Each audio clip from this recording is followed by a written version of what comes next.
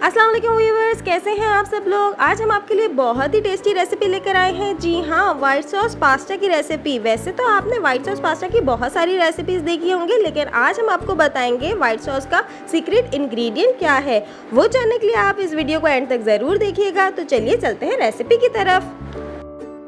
सबसे पहले हमने पानी को बॉयल किया है। उसमें मैंने 400 ग्राम मैकरोनी का पैकेट डाला है। आप चाहें कोई सा भी शेप यूज़ कर सकते हैं। उसके बाद मैंने इसमें 2 टेबलस्पून ऑयल डाला है और तकरीबन 1 टीस्पून मैं इसमें सॉल्ट ऐड कर रही हूँ। इसे हम बॉईल करके स्टेन कर लेंगे। उसके बाद मैंने 400 ग्राम बोनलेस चिकन लिया है। उसे मैंने लंबे लंबे स्ट्राइप्स में कट कर लिया है इस तरह से। उसके बाद मैंने 4 टेबलस्पून मेल्टेड बटर लिया है। उसमें मैं 1 अनियन चॉप करके डाल रही हूँ। इसे थोड़ा सा पिंक कर लेंगे। इसके बाद मैं इसमें 2 टेबलस्पून मैदा ऐड कर रही हूँ। इसे हम भून लेंगे अच्छे से। इसके बाद इसमें मैं हाफ चिकन क्यूब ऐड कर रही हूँ। इसे भी हम मेल्ट कर लेंगे। मैदा अच्छे से भुना हुआ होगा तो आपको मैदे का कच्चापन महसूस नहीं होगा वाइट सॉस में।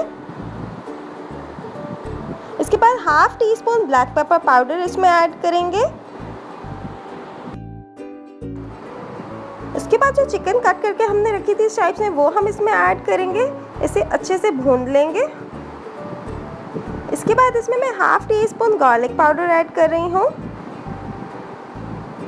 इससे बहुत अच्छा टेस्ट इसमें आएगा।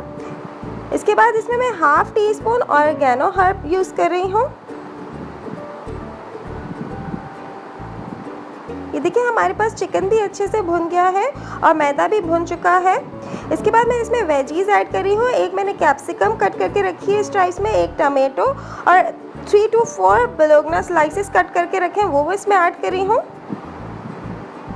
1 लीटर इसमें मिल्क ऐड कर रही हूँ। इसे अच्छे से बॉईल करेंगे। मिल्क थोड़ा सा थिक होता जाएगा। जैसे जैसे हम इसे बॉईल करते जाएंगे तो ये थिक होता जाएगा, इसकी सॉस बनती जाएगी। इसके बाद इसमें मैं अपना सीक्रेट इंग्रेडिएंट ऐड कर रही हूँ। 2 to 3 पिंच हमने जायफल पाउडर इसमें ऐड किया है। इससे बहुत ही ज़बरदस्त रेस्टोरेंट स्टाइल की खुशबू आएगी हमारे वाइट सॉस में। इसके बाद मैंने हाफ कप चेडर चीज़ ऐड की है। इसके बाद मैंने 1 टीस्पून सॉल्ट ऐड किया है। अगर आपकी चीज़ काफ़ी सॉल्टी है तो आप उस हिसाब से सॉल्ट को एडजस्ट कर लें। उसके बाद जो बॉईल करके हमने पास्ता रखा था वो मैं इसमें ऐड करूँगी। इसे अच्छे से मिक्स कर लें और बस इसे इतना पकाएं कि जो सॉस की कंसिस्टेंसी है वो थिक हो जाए।